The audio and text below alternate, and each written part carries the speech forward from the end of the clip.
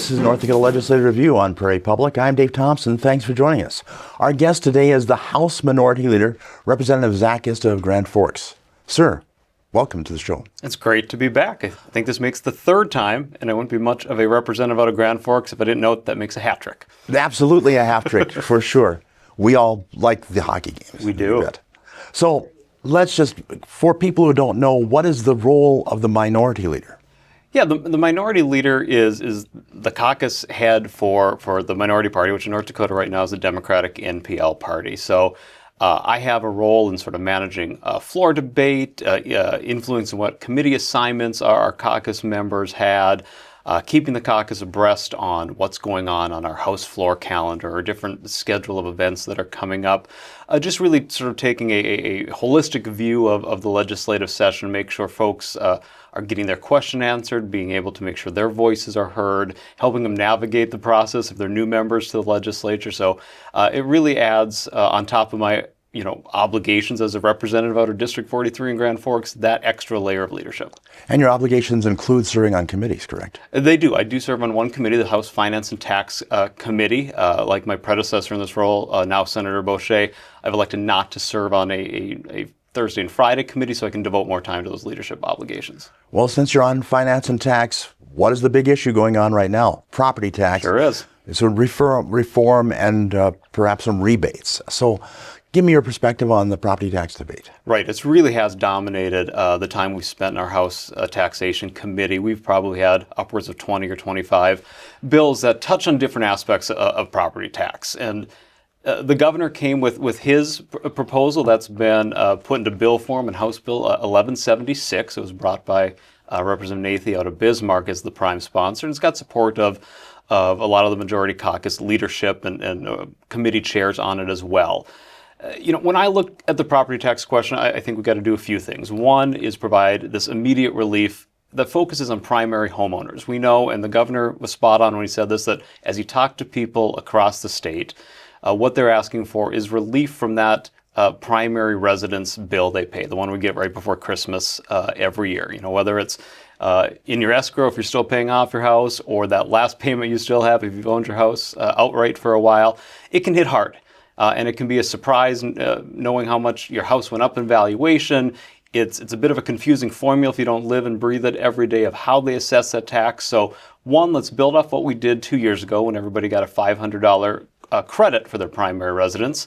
There's a proposal to up that to at least $1,000. I think that's a good start. My Democratic colleagues, Senator Tracy Potter and Senator Merrill Pepcorn, proposed that idea over the last few years, and it's now sort of grown into this mainstream notion of an important part of property tax relief.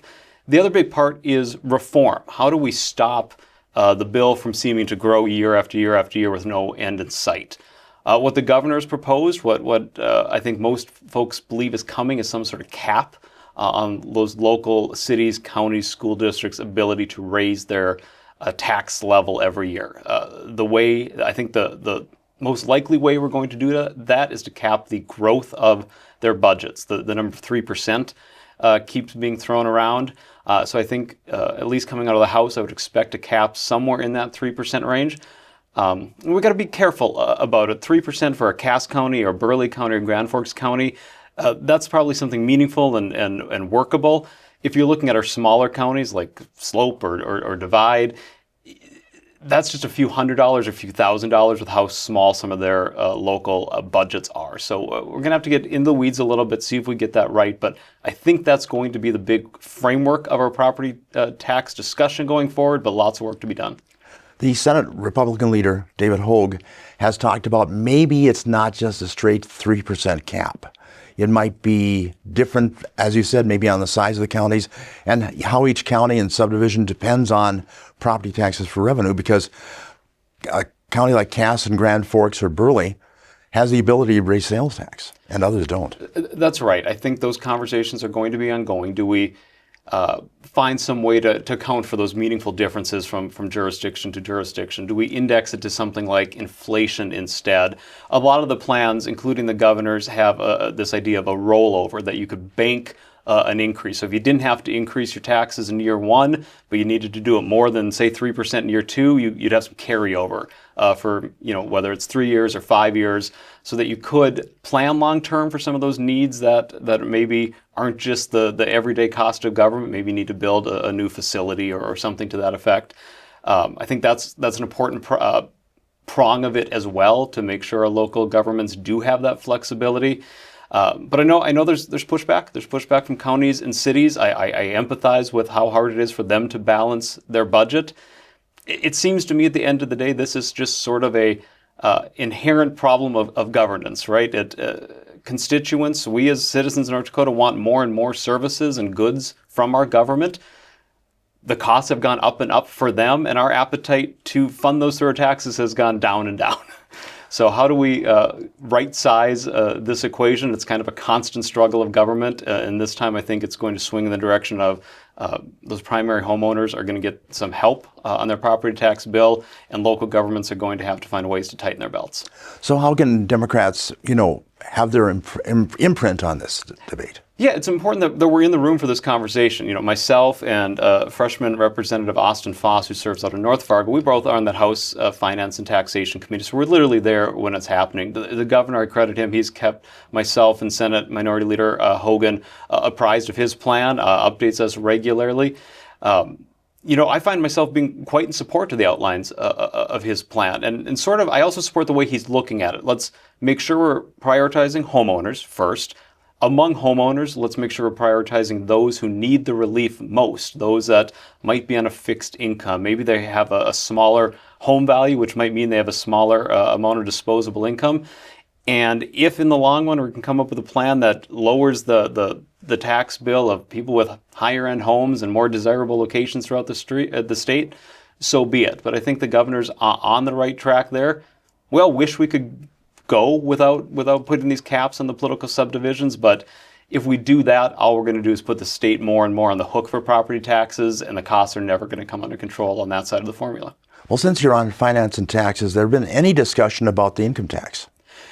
It's sort of always a specter in the House, especially. The House of Representatives has really put its marker down, the majority caucus Republicans have, on lowering the income tax. And there's many that have a very sincere belief that the best tax policy we could do is to completely eliminate that state income tax.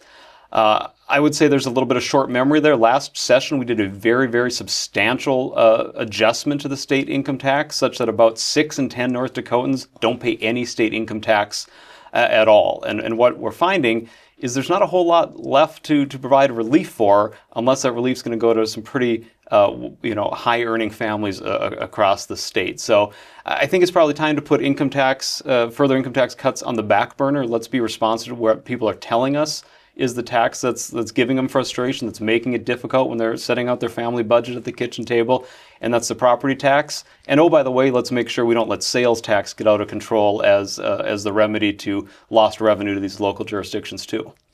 So how do you do that? Well, again, it comes down to this notion of caps, right? Caps on the amount of budget increases that the locals can have. We just heard a bill and advanced it out of the House Tax Committee this week about locals' ability to implement sales tax, whether it's a county or city if they have home rule authority.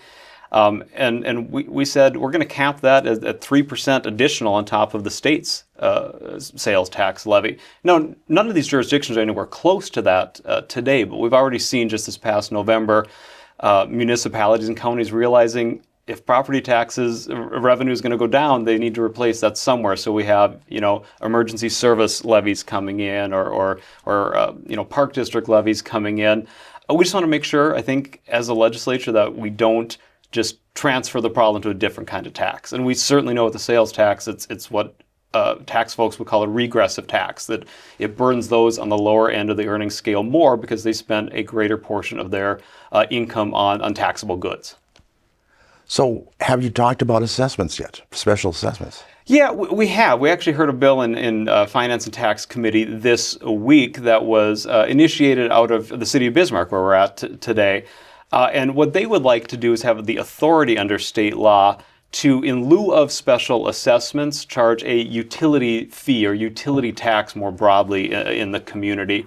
That was met with a fair amount of support in the committee. I think local governments are going to have to explain that well to their citizens, because I ask questions in committee. If I'm a renter that lives miles away from the new growth or new subdivision that would normally have the specials attached to it, is it going to feel fair to me to have a $30 a month utility fee assessed to my light bill or my water bill when I'm not benefiting from that? But I think you hit the nail on the head. Those special assessments cause a whole lot of frustration. Different jurisdictions throughout the state have used them more or less than other cities and counties. I think up in Grand Forks, we've been a little more cautious in using them, but you hear it especially in West Fargo and in the Bismarck area. People get hit with those, and it's a bill they haven't been able to plan for or budget for, and now all of a sudden they're scrambling to make payment on it. Besides taxes, though, what are the Democrats' priorities of this session? Yeah, I think the big thing we're hearing from our constituents, we heard on the campaign trail, you can't escape it if you're paying attention to the national climate as well, is what can we do to lower the cost of living for people? Property tax is one way, of course. That's an out-of-pocket cost we can control.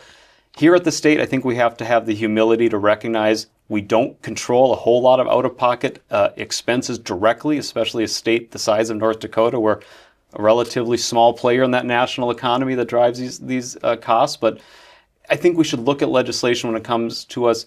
Will this help? Will this lower out-of-pocket costs for health care, for taxes? A big priority of my caucus, and not just my caucus, there's strong bipartisan support, is the cost of school lunch and breakfast. We know the average household that sends children to school in the state pays about $850 a school year for school meals. We've got bipartisan bills advancing in the House that would take that $850 off the table, off the budgets of those families, and put it onto the state and say, we know kids learn better and behave better when they eat in school, and we know families are going to be able to budget for themselves better if we can keep that $850 in their pocket. Let's join our neighbor Minnesota, other states like Colorado and New Mexico, and I think Maine, all throughout a diverse area of the country that has gone to this model of no-cost, healthy school meals for all students. So that's one big priority for myself and my colleagues too. So what do you think the appetite is in the legislature to do this? Pun intended. Pun intended, yes. I think there is good bipartisan support. My friend, Republican Representative Pat Hattlestead out of Williston, is the primary sponsor of House Bill 1475 that would provide school lunches. My good friend, Representative Lori Beth Hager out of Fargo, is also the sponsor of a bill that would provide universal lunch and breakfast for all students. If you take a look at the co-sponsors on those, you've got left, right, and center, all different areas of the state represented, east, west, north, south, Indian country. You just see a really diverse coalition coming together, along with a grassroots group called Together for School Meals that's made up of educators, parents, worker organizations, school nutritionists, healthcare professionals, all coming together to say, this isn't a partisan issue. This isn't a hot button issue. We know through public polling about 80% of North Dakotans want to make this investment in our families and our kids. So I do think we're going to probably have hearings on these bills as soon as next week. I think you're going to see a lot of support. Sounds good. I've been hearing that from both caucuses for sure. Absolutely. Wanted to ask you about childcare, because that always is an issue in terms of attracting workforce. What's on the table for childcare? Yeah, I think what's on the table for childcare is refining what we did 2 years ago. We made a pretty good down payment. I think it could have been bigger at the time on investments in this key piece of workforce infrastructure. That's really what it is. We need childcare so that moms and dads who want to work outside the home can. And we moved the ball forward last year. We've had a couple of years in this interim now to assess those programs, see where we can improve them or where we can start something new and different. My good friend Kathy Hogan is a great leader on this. My Grand Forks colleague, Representative O'Brien, a Republican, is a big leader on this. And you're starting to see younger and younger voices be elected to the legislature that themselves aren't that far removed from when they were in childcare. And then folks like me, I have 2 kids under 5 in my family, and one of the biggest cost savers to me was when my oldest graduated from his daycare center to kindergarten this year, cut my childcare bill in half, and that accounted to about $1,000 a month in savings For most working families, $1,000 a month or $2,000 if you have 2 kids, $3,000 if you have 3 kids, that is going to drive a whole lot of people, and more often than not, women, out of the workforce. So let's keep them in there by investing in this key piece of workplace infrastructure, but also let's make sure we're taking care of those who really make sacrifice in their careers to be childcare providers. The women who work in my childcare center are absolutely heroic. They often do it for wages now that compete more like fast food or other food service industries. These are the first teachers my kids and anyone's kids who go to daycare have ever had. So let's treat them like professionals, retain them in the workforce by supporting their pay as well. Just to go back to that point, Watford City treats child care as an ongoing expense, kind of like as a utility. Mm-hmm. Is that something the state could look at? Yeah, it absolutely can be part of this discussion. We are very good at studying these models, picking best practices if a city or county is doing something better. Just like states are sort of the laboratory of democracy in our federalism system, these local governments often know what works best in their communities. Let's emulate at the state level some of those successes. And Watford City has been a leader on this child care issue for years now. I wanted to ask you about the bonding situation, because both Governor Burgum and Governor Armstrong have proposed bonding. Mm-hmm. What do you think about that? I would agree again with Governor Armstrong on it. He's, I think, made it clear that he's generally a supporter of bonding. And I don't think there has to be any sort of passionate ideological views about bonding. It's a fiscal and economic tool. Do we have a project for which it makes sense? Do we have interest rates at which it makes sense to do the bonds at?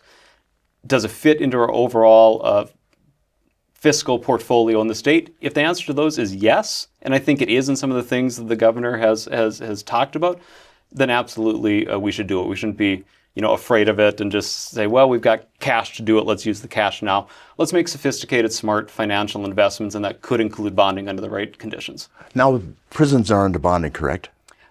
I believe some are, Yeah, and I some think in what the governor has talked about is he would be supportive maybe of continuing down that road to the extent we have further investments in prisons.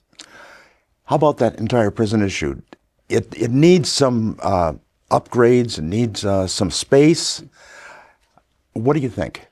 What needs to be done? Right. In 2023, we made a big down payment on a new women's facility. I think that was good to make as priority number one in the realm of Department of Corrections and Rehabilitation. We know the facility in New England just isn't keeping up with the needs of the female inmates that are housed there. And when it doesn't keep up with those needs, it only hurts our efforts to stop recidivism, to actually make sure you're leaving incarceration with support in place, with reformed opportunities in place. So we're going to finish the job on the women's prison. I think we're going to do that. And then we have to figure out what do we do with a state male prisons that are at capacity. And we know local jails, not just in the eastern part of the state, but all throughout the state, they're sort of bursting at the seams in many ways. I think, I'm a former prosecutor, the governor's a former defense attorney. I think we often find ourselves sort of aligned on this, that prison for the sake of prison doesn't help anybody. It's important. Incapacitating people who have committed offenses is an important goal of criminal justice, but we also have to work on providing those rehabilitative opportunities. So whether that, more often than not, we don't do that just by building more prison beds. We can be smarter, more precise, treating mental health conditions, treating substance use disorders, finding pathways for people to get back into the workforce, supporting employers who take what is a little bit of a risk to employ somebody that has been involved in the criminal justice system. So using those smarter approaches rather than just sort of a one-size-fits-all, mandatory minimum sentencing or growing our prisons, we can be a little more sophisticated than that. You mentioned mandatory minimums, that there have been a number of bills concerning mandatory minimums, and they don't seem to be doing very well. It's a very hot debate. The Attorney General has one point of view. I think the governor's expressed some skepticism. There was a lot of skepticism in the 2023 session that sort of split traditional factions and partisan leanings in the House of Representatives, especially. Mandatory minimums are another tool of criminal justice. They can be appropriate, I think, in some circumstances. We have something called the 85% rule in North Dakota, where certain crimes that we list in statute, if you are convicted and sentenced for committing that crime, you must serve 85% of the sentence the judge imposes on you before you're eligible for release. I think that's typically a little bit better tool than a mandatory minimum sentence. Talk to prosecutors, talk to judges. They tend to oppose mandatory minimums. It sort of interferes with the intricate negotiations they are doing. Sometimes a case has some weaknesses that taking it to trial, you might risk an acquittal. So you're willing to negotiate with the defense attorney to make sure you're getting some level of justice to guard against the risk of getting none at all for the victim. Judges also, they are invested in the case by the time it gets to sentencing. They know that particular defendant. They've gotten a pre-sentence investigation.